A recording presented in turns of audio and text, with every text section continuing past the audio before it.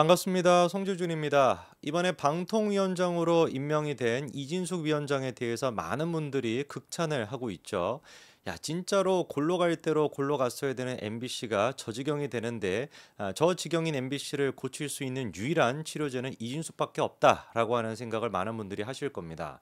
정말 민주당 쪽에서 사활을 걸고 수단과 방법을 가리지 않고 이준숙에 대해서 모욕감을 주고 자진 사퇴하도록 그런 식으로 얘기를 했지만 이준숙 위원장은 끝까지 버텨냈고 가장 중요한 방통위원장으로서의 과업을 끝마쳤죠. 그게 바로 뭡니까?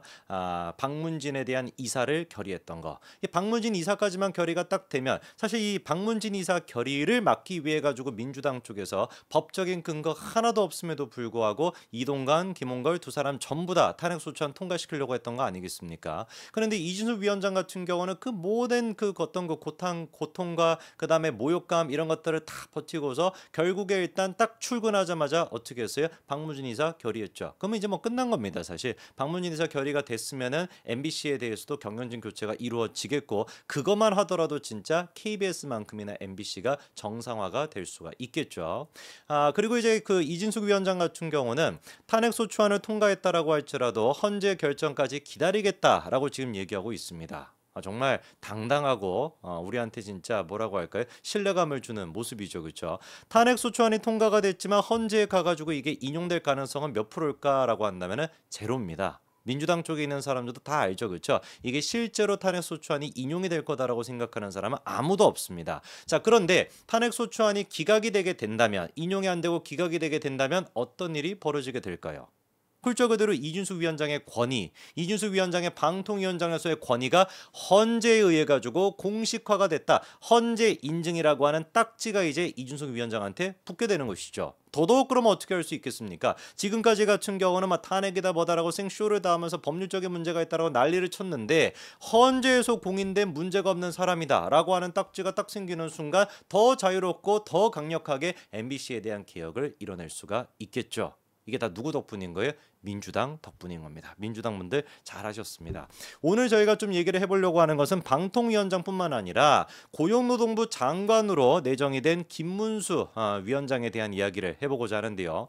김문수 위원장 같은 경우는 윤석열 대통령이 굉장히 아끼시는 분으로 알려져 있죠. 그래서 사실 이제 뭐 유튜브다 뭐 이런 것 때문에 극우다 이런 식의 논란이 있었음에도 불구하고 경제사회노동위원회 그 이제 위원장으로까지도 임명하지 않았습니까? 그때도 뭐 여러 가지만 언론들이 막 난리를 쳤었죠. 극우 인사 뭐 노조에 대해 가지고 강경한 사람 이런 사람을 어떻게 경제사회노동위원장으로 임명할 수가 있냐 생 난리를 쳤지만 끝끝내 어떻게 했습니까? 쳐내지 않고 윤석열 대통령이 김문수 위원장을 지켰습니다. 그리고 이번에는 노동부 장관으로까지도 내정을 했는데 오늘 제가 영상을 통해서 말씀드리고자 하는 것은 정말로 임명을 잘하셨다라는 겁니다. 그리고 이 김문수 지금 이제 내정자가 윤석열 대통령한테 쓴소리도 한 적이 있거든요. 그 쓴소리를 제발 좀 들어주십사라고 하는 마음에서 제가 이 영상을 찍습니다. 일단 첫째로 김문수 위원장이 과거에 우리한테 보여줬던 모습은 뭐였습니까? 소신 그 자체였습니다. 보수 우파를 위해서 소신에 있는 목소리를 매번 냈던 게 김문수 위원장인데 과거 그 영상부터 한번 좀 보시겠습니다. 영상 틀어주시죠. 그 우리 자유한국당이 정신이 빠졌어요. 나라가 지금 빨갱이한테 다 넘겨주고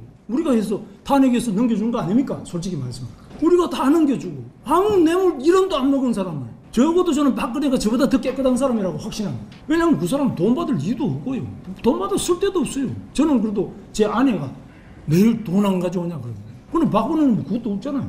뭐 자식이 있습니까? 뭐 때문에 뇌물을 받습니까? 박근혜를 뇌물죄로 구속시키는데 분노하지 않는 그런 국회의원이 대한민국 국회의원 자격이 있습니까? 저 김무성 보고도 내가 늘 이야기합니다만 제 친구이기 때문에 당신은 앞으로 1000년 이상 박근혜의 저주를 받을 것이다. 이 박근혜의 이 한과 저주 이거 지금 죄 없이 감옥 가 있는 거 아닙니까? 이거 간단한 정치 문제가 아니에요. 단순한 1세대에 끝나는 문제가 아니에요. 지금 뭐 탄핵이다 아니다 그거 다 저는 따져야 된다. 참 저때 많은 분들이 저 영상을 보고 속 시원하다라고 생각하셨을 것 같습니다. 김무성이 주관했던 토론이었죠, 그렇죠? 뭐 국민의힘 그때 이제 뭐 자유한국당의 분열을 막기 위한 뭐 토론회다. 김무성이 주관했던 그 토론인데 김무성이 주관했던 그 토론에 연사로 참여해가지고 김무성 면전에다가 대고 바로 옆에 앉아있던 김무성에다가 두고 당신은 박근혜의 저주를 1000년 동안 받을 것이다라고 얘기할 수 있는 사람이 누가 도대체 있겠습니까? 그리고 김문수 지금 위원장이 했던 얘기 중에서 틀린 얘기가 뭐가 있죠? 박근혜 전 대통령이 뇌물 한 푼 받은 게 있습니까? 글자 그대로 한 푼도 받은 게 없습니다. 그럼에도 불구하고 경제 공동체다 뭐다라고 하는 말도 안 되는 논리를 통해 가지고 박근혜 전 대통령 탄핵을 됐고 탄핵되는 것뿐만 아니라 아예 구속까지도 됐었죠. 그때 당시 자유한국당, 그때 당시에 김무성이 개인적인 감정에 치우쳐가지고 개인적인 배신감, 어떻게 박근혜라고 하는 사람이 나를 이런 식으로 내칠 수가 있어 라고 하는 배신감이 아니라 법과 원칙을 생각했다라고 한다면 내가 개인적인 감정이 있다라고 할지라도 도저히 박근혜라고 하는 사람을 뇌물죄로서 구속시킨다라는 거, 뇌물죄로서 이런 식으로 탄핵시킨다는 건 말이 안 된다라고 똘똘 그때 당시 뭉쳤다라고 한다면 탄핵에 찬성을 했던 사람들이 50명 60명 가까이 되지 않았습니까? 그 사람들을 김무성을 중심으로 해가지고 정말 우리가 하나로 똘똘 뭉쳤다라고 한다면 박근혜 전 대통령의 탄핵이 됐을까요? 탄핵되지 않았을 겁니다. 오히려 민주당이 탄핵을 추진하려고 했다가 역풍을 맞겠죠. 이것 봐봐라. 어떻게 박근혜가 뇌물 한 푼도 받지 않았는데 탄핵이 될 수가 있냐? 어떻게 구속이 될 수 있냐? 라고 했으면은 지금의 문재인 정부도 있지 않았을 것이고 지금의 대한민국이 그렇게 수십 년 가까이나 정치적으로 후퇴하는 꼴, 그 결과 이재명이 만들어지지 않았습니까? 그것도 없었겠죠. 애당초 박근혜 전 대통령의 탄핵이라고 하는 것은 김무성의 개인적인 감정이 만들어낸 것이다 라고 얘기해도 무방합니다. 저 얘기를 옆에서 듣고 김무성이 뭐라고 얘기를 했습니까? 다음 거 틀어주시면은요. 이제 김 지사는 답답한 마음에 여러 가지 격한 표현을 여러 가지 많이 했습니다만 탄핵에 대해서 이야기 나와가지고 이에 대해서 공방이 시작되면은 통합이 아니라 또 다른 분열로 또 됩니다. 그래서 여기에 대해서는 감정이 없이 제 입장을 말씀드리겠습니다. 탄핵은 역사적 사실로 현재 굳어져 있는 그런 상황입니다. 당시 우리 당 국회의원 중에 탄핵에 찬성한 사람이 62명이고 탄핵에 반대한 의원이 57명이고 또 탄핵에 기권한 사람이 9명입니다. 탄핵에서 정권이 넘어갔다라고 아까 이야기를 했고 탄핵에서 문제를 불러왔다 하는 지적은 잘못된 지적이라는 점을 제 의견을 말씀드립니다. 이 비극의 시작은 지난 총선에서 도저히 질 수 없는 선거를 우리 스스로가 자처해서 졌다는 거기서부터 시작된 일입니다. 불과 20여일 정도의 공천 파동을 보고 국민들의 마음이 돌아서가지고 그 상황에서 최순실 사태가 터졌습니다. 최순실 사태는 분명히 잘못된 것입니다. 바로 최순실 사태가 터지는 그날 차기 권력은 문재인으로 넘어간 그런 날이다 하는 점을 제가 지적을 하고 오늘 연사를 좀 잘못 선택한 것 같습니다. 김문수가 분란을 일으키는 화두로 지금 이제 시작이 되었는데 탄핵에 대해서 저만큼 할 말 많은 사람이 있겠습니까? 그러나 저는 그동안 변명하지 않고 침묵을 지켜왔습니다. 그것은 더 이상 분열해서는 안 되겠다는 그런 생각에서 그래 해왔는데 오늘 이제 김 지사가 박근혜가 1000년 동안 나를 저주할 것이다. 이것도 민주화 투쟁의 화신처럼 상징처럼 되어 있는 김문수의 입에서 나올 말은 저는 아니라고 생각합니다. 지금 이제 김무성이 얘기했던 것처럼 당시 박근혜 전 대통령 탄핵에 찬성했던 사람이 62명이었고 기권했던 사람이 9명이었고 반대했던 사람이 54명 정도가 됐습니다. 어마어마하게 많은 숫자죠. 지금 이제 우리가 생각을 해봤을 때 현재 국민의힘의 국회의원 수를 108명을 생각을 해봤을 때 저때 당시 진짜 수백 명 가까이 된다라고 할 수 있는 사람들, 지금에 비하면 얼마나 국회의원 숫자가 많습니까? 그 사람들이 똘똘 뭉쳐 있었다라고 한다면 탄핵을 막고도 남았을 겁니다. 그런데 김무성이 중심이 돼가지고 그 탄핵이 이루어졌죠. 왜 도대체 김무성은 박근혜 전 대통령을 탄핵했을까요? 법치에 입각해가지고 탄핵했을까요? 그렇지가 않습니다. 정치적인 수를 생각했던 것이고 나아가서 개인적인 감정 때문이었던 것이죠. 저게 지금 우리한테 주고 있는 메시지가 뭐겠습니까? 똑같지 않습니까? 지금 친윤도 그렇고 윤석열 대통령도 그렇고 한동훈이라고 하는 사람에 대해서 보여주고 있는 감정, 그게 진짜 글자 그대로 감정 아닙니까? 국민적인 눈높이, 그리고 또 당원들의 눈높이, 법치에 입각해가지고 한동훈에 대해서 공격했던 겁니까? 아무런 근거도 없는 아무런 어떤 사실 근거 같은 게 확인이 되지도 않는 가짜뉴스 찌라시 같은 거를 갖고 와가지고 한동훈을 공격했었잖아요. 그게 법치에 맞는 모습입니까? 국민 눈높이란 당원 눈높이에 맞는 모습입니까? 모든 것들이 합리적으로 이성적으로 이루어지는 것이 아니라 철저히 그냥 감정이잖아요. 니까짓 게 감히 나를? 라고 하는 감정 아닙니까? 내 후배였던 인간이 감히 나를? 감히 내 와이프를? 라고 하는 그 감정이 입각해가지고 지금 이 모양 이 꼴이 되고 있는 거 아닙니까? 그때 과거에 잘못된 그 과정을 우리가 똑같이 반복하면 되겠냐고요.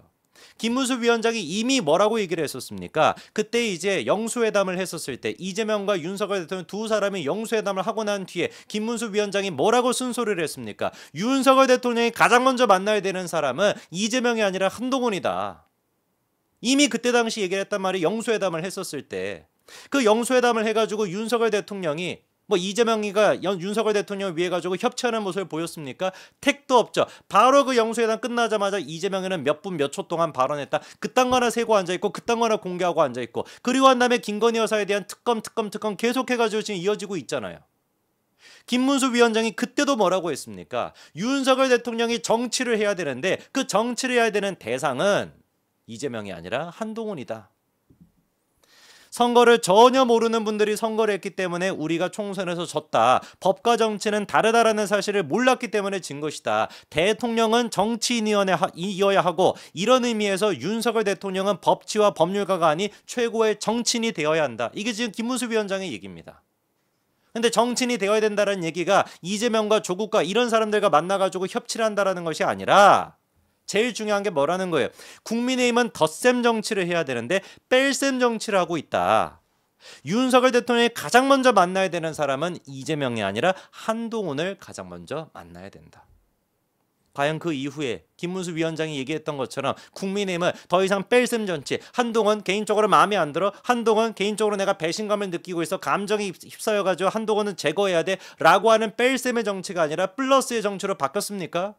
전혀 그렇지가 않죠. 1년 가까이나 지금 시간이 지났음에도 불구하고 국민의힘은 더 마이너스 더 마이너스로 가고 있지 않습니까? 그 끝판왕이 전당대회였던 것이고 전당대회가 끝나고 난 뒤에도 똑같이 지금 마이너스로 가고 있지 않습니까? 정전식 정책위 의장 같은 경우도 사퇴하면서 끝끝내 뭐라고 말을 덧붙이고 있어요. 내가 유임하는 거에 대해서 100% 동의한다 보다 이딴 소리 나고 앉아있고 정책위 같은 경우는 원내 기구인 것이지 당 기구가 아니다. 뭔 그게 개떡 같은 소리입니까? 원내 기구가 따로 있고 당 기구가 따로 있습니까? 지난번에 김지현이가 했던 얘기 똑같이 지금 하고 있는 거 아니에요. 원내대표랑 당대표는 다르다. 원내대표가 더 위에 있다. 그딴 소리 나고 있었던 게 김재원인데 정전식 같은 거 또 뭐라고 하는 거예요? 정책위 같은 경우는 원내 기구이지 당 기구가 아니다. 제발 좀 김문수 위원장이 피토하는 심정으로 했던 이 얘기를 귀담아 들으시기 바랍니다. 김무성의 케이스로 우리가 또다시 전철을 밟아서는 안 됩니다. 개인적인 감정에 휩싸여가지고 이를 그르쳐서는 안 됩니다. 법과 원칙과 상식에 입각해서 해야 된다. 제발 좀 대통령님과 용산과 친윤들은 김문수 위원장의 이 얘기를 귀담아 들으시기 바랍니다. 여기까지 말씀드리겠습니다. 감사합니다.